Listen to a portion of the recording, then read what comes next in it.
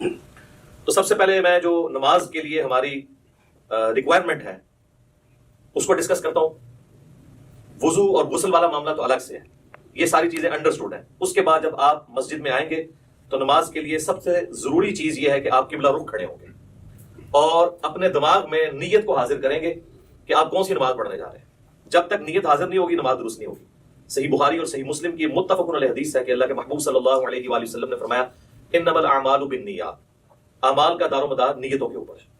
تو نیت کو حاضر کرنا ضروری ہے. زبان سے نیت کا اظہار کرنا یہ کوئی ثابت نہیں ہے، البتہ نیت کو ذہن میں حاضر کرنا کہ میں اس وقت کون سی نماز پڑھنے جا رہا ہوں، کس وقت کی نماز پڑھنے جا رہا ہوں اور کتنی رکعتیں پڑھنے جا رہا ہوں، نوافل پڑھنے جا رہا ہوں یا فرض نماز پڑھنے جا رہا ہوں، یہ ضروری ہے. ادروائز پھر نماز نہیں ہوگی. اور جب آپ قبلہ رخ کھڑے ہوں، اب ہم تو ڈسکس کر رہے ہیں انڈیویجول کی نماز. جب امام کے پیچھے نماز پڑھنی ہے اس کا پروٹوکول تھوڑا بہت جو ڈفرینٹ ہے، صف سیدھی کرنے کے اعتبار سے انشاءاللہ پریکٹیکلی کریں گے آپ سب لوگوں کو کھڑا کر کے انشاءاللہ تعالی. انڈیویجول جب کھڑے ہوں گے نماز کے لیے تو آپ نے اپنے پاؤں اتنے کھول لیں کہ نارمل جس کو کہا جاتا ہے، یعنی اگر میں اپنے اس بازو سے ایک سیدھا پرپینڈیکولر ڈرا کروں تو وہ سیدھا جا کے میرے پاؤں کے ایج کو پہنچے. نہ بہت زیادہ پاؤں کھولنے ہیں اور نہ بہت زیادہ بہت کم.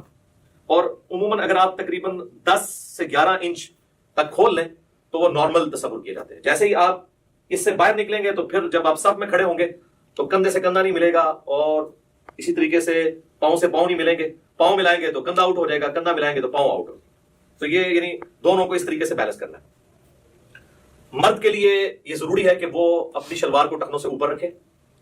نماز کے علاوہ بھی سنت ہے، نماز میں تو اسپیسیفکلی سنت ہے مرد کے لیے، کیونکہ سنن ابی داؤد میں حدیث ہے اس مرد کی نماز نہیں ہوتی جس کا کپڑا ٹخنوں سے نیچے ہو. تو اس چیز کو انشور کرنا ہے کہ آپ کا کپڑا جو ہے وہ ٹخنوں سے اوپر ہے، یعنی جو لٹکانے والا کپڑا ہے. جرابیں اس کے اندر نہیں آتی، وہ لٹکائی نہیں جاتی، وہ پہنی ہوئی ہوتی ہے. اس کے بعد اگر آپ کی آستینیں وضو کی وجہ سے چڑھی ہوئی ہیں اوپر، ان آستینوں کو نیچے کریں.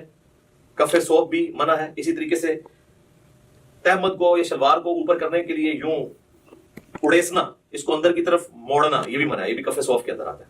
صحیح بخاری میں ان چیزوں کی ممانعت موجود ہے نبی صلی اللہ علیہ وسلم کے ریفرنس سے.